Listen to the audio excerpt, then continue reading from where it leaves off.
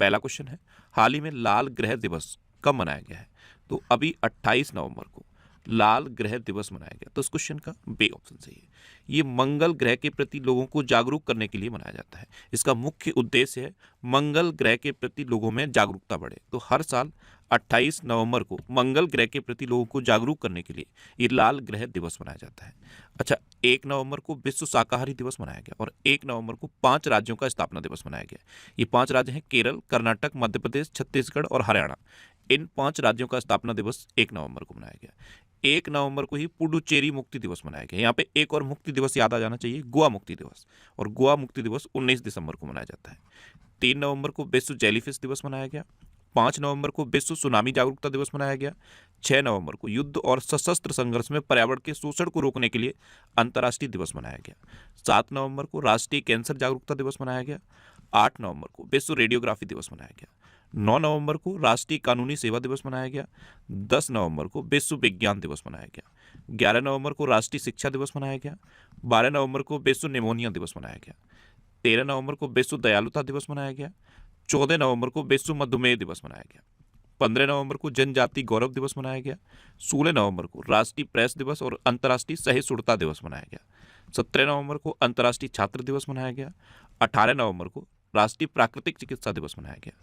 19 नवंबर को विश्व शौचालय दिवस मनाया गया और 19 नवंबर को ही अंतर्राष्ट्रीय पुरुष दिवस मनाया गया। अच्छा, 20 नवंबर को विश्व बाल दिवस मनाया गया।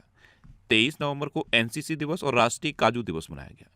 24 नवंबर को लाचित दिवस मनाया गया। 25 नवंबर को महिलाओं के खिलाफ हिंसा उन्मूलन के लिए अंतर्राष्ट्रीय दिवस मनाया गया और 26 नवंबर को राष्ट्रीय संविधान दिवस और राष्ट्रीय दुग्ध दिवस मनाया गया। तो नवंबर में अब तक इतने इंपोर्टेंट डे मनाए गए हैं, ये आपको याद रखने हैं। और मैं आपको बोलता हूँ, डेली मॉर्निंग में उठकर सबसे पहले अपने लिए एक टारगेट फिक्स करो, चाहे छोटा सा ही टारगेट फिक्स करो, लेकिन डेली मॉर्निंग में उठकर सबसे पहले अपने लिए एक टारगेट फिक्स करो और फिर अपना पूरा दिन उस टारगेट को अचीव करने में लगा दो। आपकी लाइफ ऑटोमेटिकली अच्छी हो जाएगी। नेक्स्ट क्वेश्चन है, हाल ही में वर्ल्ड जियो जित्सु चैंपियनशिप में भारत की जियोवाना डे स्क्वेरा ने कौन सा पदक जीता है? तो ये है भारत की जियोवाना डे स्क्वेरा। इन्होंने वर्ल्ड जियो जित्सु चैंपियनशिप में कांस्य पदक जीता है। तो इस क्वेश्चन का सही ऑप्शन सही है। अब ये जो वर्ल्ड जियो जित्सु चैंपियनशिप है, ये कहाँ पे हुई है? ये अबू धाबी में हुई है। अच्छा, माइंड में ये नहीं क्लिक किया कि जियो जित्सु क्या होता है? तो ये एक तरह की मार्शल आर्ट होती है और इसी में भारत की जियोवाना डे स्क्वेरा, ये है जियोवाना डे स्क्वेरा, ये मात्र 10 साल की हैं, इन्होंने कांस्य पदक जीता है।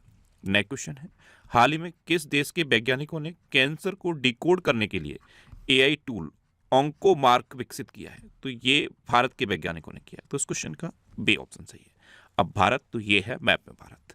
भारत का यूपीआई सिस्टम है और इसने वीजा को पीछे छोड़ दिया है। हेनले पासपोर्ट इंडेक्स 2025 में भारत अब 85वें नंबर पे है और सिंगापुर पहले नंबर पे है। भारत की साक्षरता दर अब बढ़ गई है और ये बढ़कर 80.9% हो गई है। और भारत में कुल रामसर स्थलों की संख्या 94 हो गई है, जिसमें एक गोकुल जलाशय है, एक उदयपुर झील है और एक गोगाबील झील है। ये 3 नए बिहार से जुड़े हैं। कौन कौन से? गोकुल जलाशय, उदयपुर झील और गोगाबील झील। ये 3 नए रामसर स्थल बिहार से जुड़े हैं। अच्छा, वर्ल्ड प्रेस फ्रीडम इंडेक्स 2025 में भारत 151वें नंबर पर रहा और नॉर्वे पहले नंबर पर रहा। 18वां ब्रिक्स समिट भारत में प्रस्तावित है, 19वां ब्रिक्स समिट चाइना में प्रस्तावित है और 17वां ब्रिक्स समिट हो चुका है। और कहाँ पे हुआ है? ब्राजील के रियो डी जेनेरियो में। अच्छा, भारत दुनिया का 6ठा सबसे बड़ा पेटेंट फाइलर बनकर उभरा। भारत ने पहला क्वांटम डायमंड माइक्रोस्कोप विकसित किया। भारत ने अर्जेंटीना को हराकर 2025 का कोग्निवेरा अंतर्राष्ट्रीय पोलो कप जीता। भारत ब्राजील नेतृत्व वाले ट्रॉपिकल फॉरेस्ट फॉरएवर फैसिलिटी में पर्यवेक्षक के रूप में शामिल हुआ। गूगल जेमिनाई के एआई ट्यूटर के वैश्विक उपयोग में भारत शीर्ष पर रहा। भारत ने 2030 तक 300 मिलियन टन इस्पात उत्पादन क्षमता का लक्ष्य रखा। वित्त वर्ष 2024-25 में भारत ने अमेरिका से सबसे अधिक एफडीआई प्राप्त किया है। आईसीसी महिला वर्ल्ड कप 2025 ये भारत ने दक्षिण अफ्रीका को हराकर जीता। अच्छा, अपने देश भारत में दुनिया का दूसरा सबसे बड़ा सड़क नेटवर्क है, तीसरा सबसे बड़ा मेट्रो रेल नेटवर्क है। भारत स्मार्टफोन के निर्यात के मामले में भी दुनिया में तीसरे नंबर पे है। भारत में पहली बार नदी डॉल्फिन का सर्वेक्षण हुआ और भारत में 6300 से अधिक नदी डॉल्फिन पाए गए। दुनिया में जितने भी देश कैंसर से पीड़ित है ना, उनमें सबसे अधिक कैंसर मृत्यु अनुपात भारत में दर्ज किया गया है। और भारत ने वीजा की एक नई कैटेगरी शुरू की है जिसका नाम है आयुष वीजा। अच्छा, भारत के बारे में क्वेश्चन पूछूं। आज का पहला क्वेश्चन, किस देश से अंकुरित पाम ऑयल बीजों का सबसे बड़ा आयातक बना है भारत? उस देश का नाम बताओ जिस देश से अंकुरित पाम ऑयल बीजों का सबसे बड़ा आयातक अपना देश भारत बना है? ये आज का पहला क्वेश्चन है। अच्छा, ये इंडेक्स और जो रैंकिंग होती है इनसे रिलेटेड ये मैंने कंप्लीट वीडियो बना दी है। ये वीडियो आपको यूट्यूब पर फैक्ट स्टडी चैनल पर मिल जाएगा। नेक्स्ट क्वेश्चन है, हाल ही में मंगल ग्रह के क्रेटर का नाम किस भारतीय भूवैज्ञानिक के नाम पर रखा गया? तो एक भारतीय भूवैज्ञानिक हैं MS कृष्णन, इनके नाम पर मंगल ग्रह के क्रेटर का नाम कृष्णन रखा गया है। तो उस क्वेश्चन का सी ऑप्शन सही है। नेक्स्ट क्वेश्चन है, प्रधानमंत्री मोदी ने कहां 77 फीट ऊंची भगवान राम की प्रतिमा का अनावरण किया? तो अभी गोवा में प्रधानमंत्री मोदी ने 77 फीट ऊंची भगवान राम की कांस्य प्रतिमा का अनावरण किया है। तो उस क्वेश्चन का बी ऑप्शन सही है। अब गोवा में किया है तो ये है मैप में गोवा। गोवा की कैपिटल है पणजी, गोवा के चीफ मिनिस्टर हैं प्रमोद सावंत और गोवा के गवर्नर हैं पुष्पति अशोक गजपति राजू। अच्छा, भारत का सबसे छोटा राज्य है गोवा। गोवा में बोंडला वाइल्ड लाइफ सेंचुरी है, कोटेगांव वाइल्ड लाइफ सेंचुरी है, मोलम नेशनल पार्क है, इसे भगवान महावीर नेशनल पार्क कहते हैं, और डॉक्टर सलीम अली पक्षी विहार भी गोवा में है। गोवा स्थापना दिवस ये 30 मई को मनाया जाता है। अच्छा, 30 मई सुन के 31 मई माइंड में आना चाहिए, और 31 मई को तंबाकू निषेध दिवस मनाया जाता है। अच्छा, गोवा मुक्ति दिवस मैंने आपको बता दिया। गोवा मुक्ति दिवस कब मनाया जाता है? 19 दिसंबर को। 56वां भारतीय अंतर्राष्ट्रीय फिल्म महोत्सव ये गोवा में आयोजित हो चुका है। इंटरनेशनल सैलिनिटी कॉन्फ्रेंस बे केयर 2025 ये गोवा में शुरू हुई।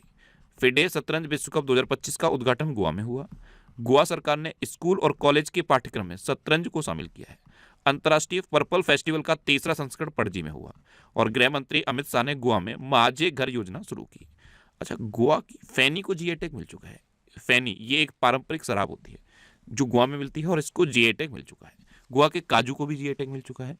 गोवा से रिलेटेड एक क्वेश्चन पूछ लूं आपसे, आज का दूसरा क्वेश्चन, गोवा में किस नदी पर रोरो फेरी सेवा शुरू हुई? उस नदी का नाम बताओ। मैं क्वेश्चन रिपीट कर रहा हूं, गोवा में किस नदी पर रो फेरी सेवा शुरू हुई है? उस नदी का नाम बताओ। नेक्स्ट क्वेश्चन है, हाल ही में global brand of the year जीतने वाली पहली भारतीय रम कौन सी बनी है? तो भारतीय रम है केमिकारा। ये global brand of the year जीतने वाली पहली भारतीय रम बन गई है। तो इस क्वेश्चन का डी ऑप्शन सही है।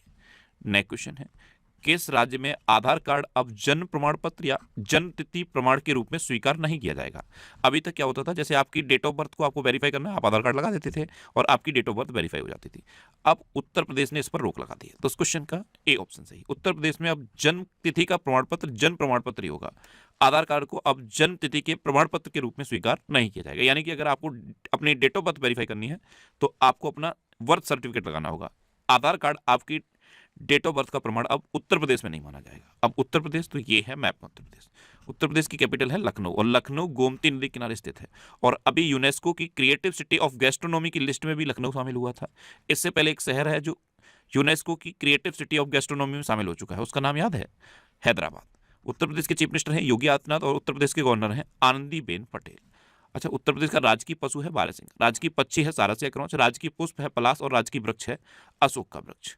उत्तर प्रदेश गन्ना, गेहूं, दूध, आलू सब्जी और हरी मटर के उत्पादन में भारत में नंबर 1 पे है। दीप्ति शर्मा ये उत्तर प्रदेश पुलिस में डीएसपी के पद पर शामिल हुई हैं। उत्तर प्रदेश सरकार ने महिलाओं को नाइट ड्यूटी के लिए अपनी सहमति देने का अधिकार दिया है। लखनऊ यूनेस्को के गैस्ट्रोनॉमी के क्रिएटिव शहरों में शामिल हुआ है। रक्षा मंत्री राजनाथ सिंह ने लखनऊ में टाइटेनियम और सुपर अलॉय मटेरियल प्लांट का उद्घाटन किया। अयोध्या दीपोत्सव में 26,17,215 दिए जलाकर गिनीज वर्ल्ड रिकॉर्ड बनाया गया। उत्तर प्रदेश सरकार प्रत्येक मंडल मुख्यालय पर दिव्यांग पुनर्वास केंद्र स्थापित करेगी। स्वदेशी उत्पादों को बढ़ावा देने के लिए उत्तर प्रदेश सरकार स्वदेश मेले का आयोजन कर रही है, और उत्तर प्रदेश सरकार ने औषधि निरीक्षकों को औषधि रसायनों के निरीक्षण का अधिकार दिया है। अच्छा, उत्तर प्रदेश में दुधवा नेशनल पार्क है, कतर्निया घाट वाइल्ड लाइफ सेंचुरी है, और पीलीभीत टाइगर रिजर्व है। उत्तर प्रदेश से एक क्वेश्चन मैं आपसे पूछ रहा हूँ, ये आज का तीसरा क्वेश्चन होगा आपका। उत्तर प्रदेश के पहले ग्रीन हाइड्रोजन प्लांट की आधारशिला कहाँ रखी गई है? कमेंट बॉक्स में बताओ। उत्तर प्रदेश के पहले ग्रीन हाइड्रोजन प्लांट की आधारशिला कहाँ रखी गई है? उस जिले का नाम बताओ। नेक्स्ट क्वेश्चन है, हाल ही में कुमारी कमला इनका 91 वर्ष की आयु में निधन हुआ है, वे कौन थी? देखो, ये थी कुमारी कमला। ये भरतनाट्यम की प्रसिद्ध नृत्यांगना थी, और भारतीय शास्त्रीय नृत्य है भरतनाट्यम, इसकी ये प्रसिद्ध नृत्यांगना थी, और अभी 91 वर्ष की आयु में इनका निधन हो गया। तो इस क्वेश्चन का बी ऑप्शन सही है। नेक्स्ट क्वेश्चन है, हाल ही में कौन भारतीय क्रिकेट टीम का ऑफिशियल कलर पार्टनर बन गया है? तो ये एशियन पेंट्स बना है, ये भारतीय क्रिकेट टीम का ऑफिशियल कलर पार्टनर बना है। तो इस क्वेश्चन का सी ऑप्शन सही है। अच्छा, भारतीय क्रिकेट टीम की जर्सी पर अभी टाइटल स्पॉन्सरशिप किसके पास है? अपोलो टायर्स के पास। अच्छा, ये अक्टूबर के पूरे मंथ। अब आपके लिए रिवीजन के क्वेश्चन। अभी भारत ने लगातार दूसरी बार महिला कबड्डी विश्व कप जीता। गुजरात के अंबाजी संगमरमर को जीआई टैग मिला। अरुणाचल प्रदेश के पारंपरिक ब्लेड दाओ को जीआई टैग मिला। त्रिपुरा का नया राज्य चुनाव आयुक्त मनोज कुमार को नियुक्त किया गया। भारत के पहले रिवर टर्मिनल का उद्घाटन गुवाहाटी में हुआ। बांग्लादेश संयुक्त राष्ट्र जल सम्मेलन में शामिल होने वाला पहला दक्षिण एशियाई देश बना। विकास प्रतिबद्धता सूचकांक 2025 में स्वीडन टॉप पर रहा। दुनिया का सबसे बड़ा शहर जकार्ता बन गया। सिक्किम के 2 पारंपरिक लेप्चा संगीत वाद्य यंत्र तुंगबुक और पुमटोंग पुलित को जीआई टैग मिला। जस्टिस सूर्यकांत ये भारत के 53वें नंबर के मुख्य न्यायाधीश बने हैं, चीफ जस्टिस ऑफ इंडिया बने हैं। इटली ने अपना चौथा डेविस कप खिताब जीता है। नागालैंड के सभी जिलों में वृद्धाश्रम स्थापित किए जाएंगे। सेबी का पूर्णकालिक सदस्य संदीप प्रधान को नियुक्त किया गया। स्वीडन आधिकारिक रूप से दुनिया का पहला कैशलेस देश बन गया। सैफाली वर्मा को हरियाणा महिला आयोग का ब्रांड एम्बेसडर नियुक्त किया गया। भारत का पहला ब्लाइंड महिला T20 वर्ल्ड कप ये 2025 भारत ने जीत लिया है। इंडोनेशियन में 12,000 साल बाद हेली गुब्बी ज्वालामुखी फटा है। विश्व स्वास्थ्य संगठन द्वारा इंडोनेशिया को पोलियो मुक्त घोषित किया गया। 300 वर्ष पुराना कार्तिक नाच उत्सव ये नेपाल में संपन्न हुआ। और बेणु श्रीनिवासन ने CII गुणवत्ता रत्न पुरस्कार 2025 जीता। अब आपके लिए आज का क्वेश्चन है, एशिया की सबसे खराब प्रदर्शन करने वाली मुद्रा कौन सी बनी है? 4 ऑप्शन दिए गए हैं, इनमें से आपको अपना आंसर बताना है। और इसके अलावा हम हमारे फेसबुक पेज पर previous year question daily post करते हैं।